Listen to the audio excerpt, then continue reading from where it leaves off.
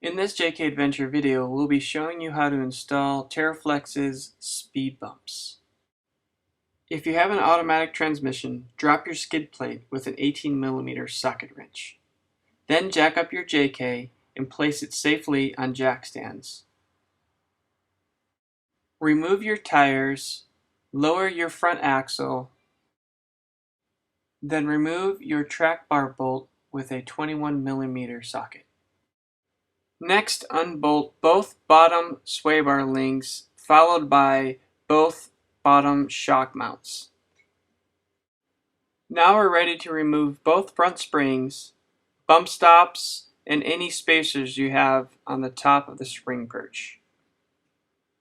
Measure down and mark 3.5 inches from the top of the inner tube. We suggest placing masking tape all the way around the tube at the mark to help with the cutting.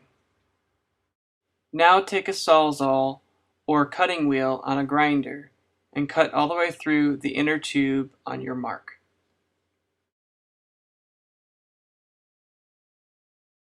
Use a blending wheel on a grinder to deburr and straighten out your cut. Using a 3/16 Allen wrench, remove the top collar on the speed bump. Now slide the speed bump into the freshly cut inner tube, being sure that your cut is extremely straight. Remove the speed bump and apply silicone sealant as shown in the video on the speed bump, as well as in the top of the hole on the spring perch. Reinstall the speed bump and fasten the collar on the top of the spring perch with a 3/16" Allen wrench. Be sure to wipe away any excess sealant. Now replace the spacers you took off. Replace the spring.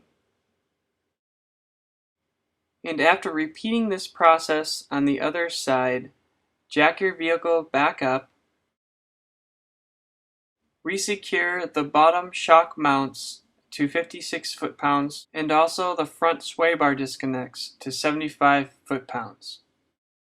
Once you have reinstalled your tires and the lug nuts to 95 foot-pounds, turn your wheel to align the track bar and tighten the track bar to 125 foot-pounds. The hard part is done, and all that's left is to install the rear speed bumps, which should only take you about 30 minutes install time.